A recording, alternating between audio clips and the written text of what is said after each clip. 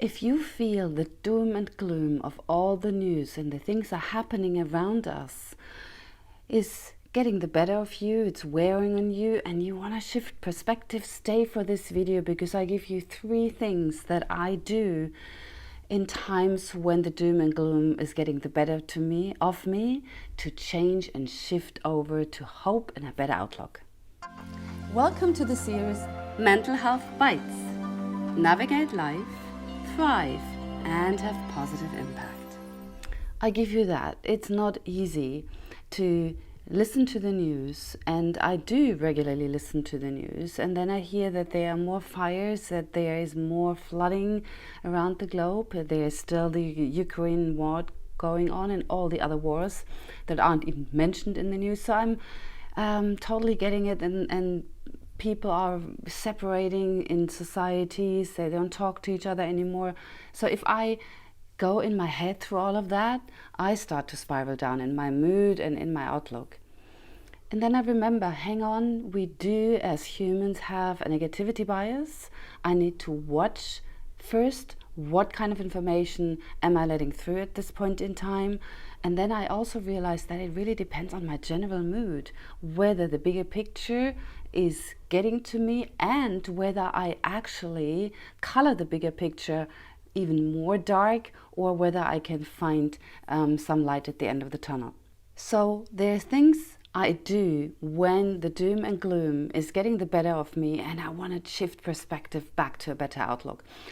I do with quotes well. They help me because I can put them up and I can reread them. And one of those quotes that is literally in my bedroom is from Margaret Mead. It's a quote that goes with me through this life. Never doubt that a small group of thoughtful, committed citizens can change the world. Indeed, it's the only thing that ever has.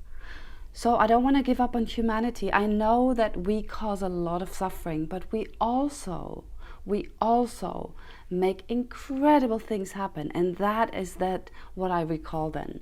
The breakthroughs in medicine, the sheer big amount of people coming together after natural disasters, after the Hurricane Catherine or the wildfires and the big fires in Australia. So people do come together, they do want to help, they do have empathy and compassion, and I want to drive on that. This is what I want to concentrate on. So my first shift that I do is that I look at what works. Trick number 1, look at what works.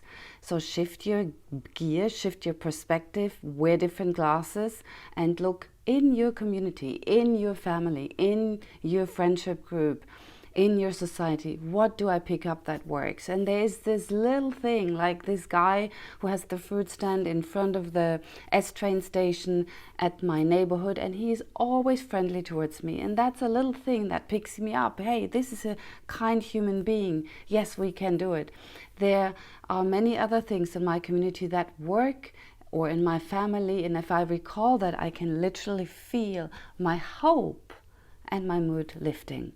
Second thing I do when the doom and gloom gets the better of me is that I actually go back to, hang on, Elke, what is it that I can influence here? And what can I not work on, or what is not in my realm? There are many things I can't control, but there are things that I can control. The main thing I can control, and that's the biggest project ever, is myself.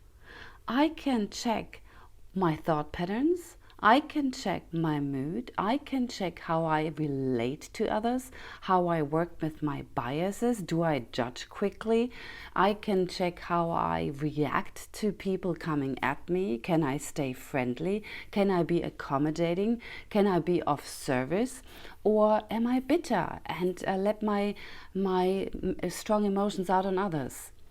Because I do know from my work that if you stay in your lane and if you stay open-minded and friendly, you create a ripple effect. Others pick up on that. They thrive on your good mood. They thrive on you being genuine. I'm not talking about fake happiness, I'm not talking about fake positivity, but I'm talking about controlling how you conduct yourself in the world. And then the third thing, and that comes out of that as well, is what can I contribute? Yeah, how often do I hear the sentence, oh, there's nothing I can do? That's not true. There's many things you can do. You might not be in politics and change the big game questions, but you can ask your politicians to do that, and you can be of service in your community. You have a unique skill set that only you have. So don't waste it, bring it to fruition and contribute. Can be little things.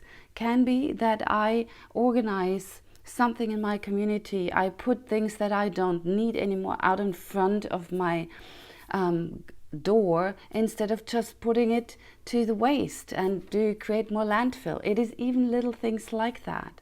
I can give a helping hand to somebody who needs to go on the bus and the step is too high. I can do all that. So there are things I can do to contribute to a better world, to be one of those people that create that change. There we go. 3 tricks that I use in my life to help me get out of the doom and gloom perspective, to shake it off. Because the thing is, it does not help to sit in a hole and say, oh my God, it's over. Because that's not how we get out of it. We get out of it by showing the world the better side of humanity. And that is on each of us.